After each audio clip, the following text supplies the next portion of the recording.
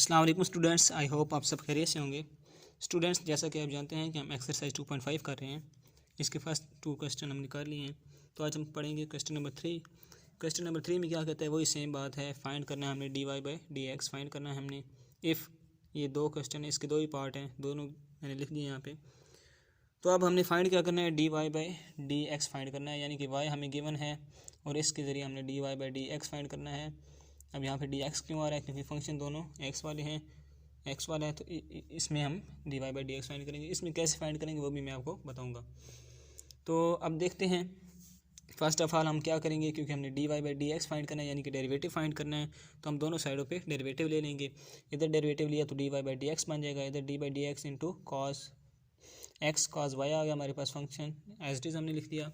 अब ये देखें, दो वेरिएबल्स आपस में मल्टीप्लाई हो रहे हैं, दो फंक्शन आपस में मल्टीप्लाई हो रहे हैं, एक x है और एक cos y है। तो ये जब दो आपस में मल्टीप्लाई होते हैं तो हम यहाँ पे प्रोडक्ट रूल लगाते थे। प्रोडक्ट रूल हमारे पास क्या था, जब u डॉट v हो जाए यानी कि दो आपस में मल्टीप्लाई हो जाए फंक्शन, तो क्या होता है u एज इट इज़, फिर हमारे पास आ जाता है derivative of v plus v as it is derivative of u। तो ये हमारे पास यहाँ पे u क्या है, हमारे पास u है x और v हमारे पास है cos y। तो हम क्या करेंगे, u एज इट इज़ मतलब x as it is derivative of v मतलब cos के derivative plus v as it is cos as it is derivative of x। सही है। अब क्या होगा, x एज इट इज़ आ गया, x एज इट इज़ आ गया यहाँ पे।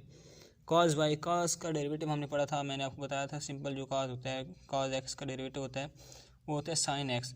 लेकिन मैंने आपको यही बताया था कि जब इस c वाले जो फंक्शन होते हैं, जो c से स्टार्ट होते हैं, मतलब cos cot कोसिकेंट, ये वाले जो फंक्शन है इनका डेरिवेटिव माइनस में होता है, तो माइनस साइन x आएगा। लेकिन यहाँ पे y है तो हमारा माइनस साइन y आएगा। तो ये देखिए, मैंने इस cos y का डेरिवेटिव माइनस साइन y लिख दिया, साथ y है तो इसका डेरिवेटिव dy/dx मैंने लिख दिया, plus cos y as it is, और x का डेरिवेटिव x के रिस्पेक्ट से हमारे पास क्या होता है, 1 होता है, मैंने 1 लिख दिया। नेक्स्ट अब मैंने क्या किया, x को मल्टीप्लाई कर दिया, minus x sine y dy/dx plus cos y, cos को 1 के साथ मल्टीप्लाई कर दिया तो cos y रह जाएगा। नेक्स्ट स्टेप में मैंने क्या किया, जस्ट dy और dx की क्योंकि हमने वैल्यू फाइंड करनी है, तो मैंने dx और dy/dx वाली वैल्यूज़ को एक साइड पे रख दिया और बाकी वैल्यूज़ को एक साइड पे। अब ये minus x sine y dy/dx था, तो इसको मैं इधर ले आऊँगा, तो ये बन जाएगा dy/dx plus x sine y dy/dx is equal to cos y। अब यहाँ से dy/dx हम कॉमन ले लेंगे, हमारे पास क्या बचेगा, 1 प्लस एक्स साइन वाई, क्योंकि ये dy/dx हमने कॉमन ले लिया is equal to cos y। अब हमने इसकी वैल्यू फाइंड करनी है dy/dx की, तो ये जो मल्टीप्लाई हो रहा है इधर आके डिवाइड हो जाएगा, हमारा आंसर आएगा dy/dx is equal to cos y और 1 प्लस एक्स साइन वाई। ये हमारा आंसर है, क्योंकि हमने क्या फाइंड कर लिया है, रिक्वायर्ड सोल्यूशन हमने फाइंड कर लिया है dy/dx। नेक्स्ट क्वेश्चन क्या है, नेक्स्ट क्वेश्चन है x is equal to y sine y. तो इसमें हम क्या करेंगे देखते हैं। तो इसमें अब हम क्या करेंगे, इसमें भी सेम स्टेप करना है, क्योंकि हमने dy/dx फाइंड करना है, तो हम क्या करेंगे, यानी कि हमने डेरिवेटिव फाइंड करना है, तो हम दोनों साइडों पे डेरिवेटिव ले लेंगे। इसका डेरिवेटिव लेंगे तो dx/dx आएगा इक्वल टू d/dx y, और साइन y हमारे पास एज इट इज़ आ जाएगा। अब यहाँ देखें, वही सेम स्टेप है, यहाँ पे दो फंक्शन मल्टीप्लाई हो रहे हैं, तो वही प्रोडक्ट रूल हमारे पास सेम रूल अप्लाई होगा। तो first function as it is derivative of second plus second as it is derivative of first लिख लिया।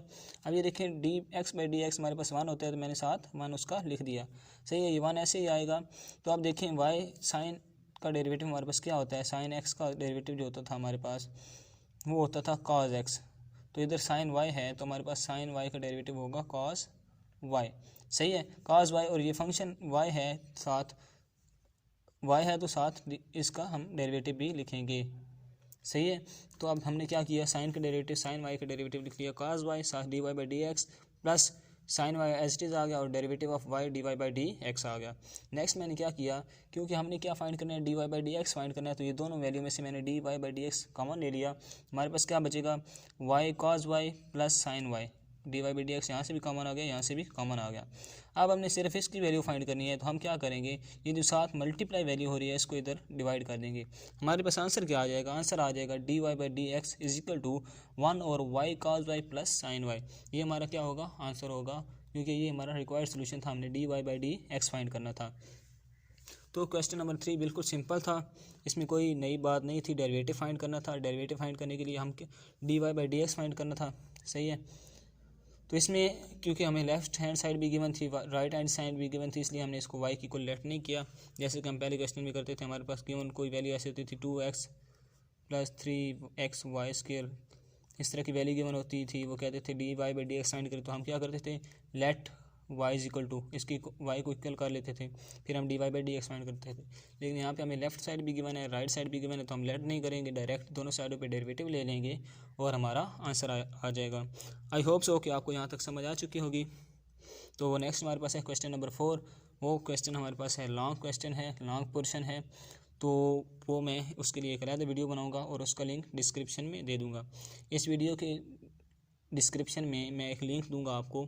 जब आप वो लिंक ओपन करेंगे और उस लिंक में जब वो जो वीडियो होगी उसके जो डिस्क्रिप्शन होगी उसमें मैंने होल चैप्टर नंबर 2 का सलूशन रखा है।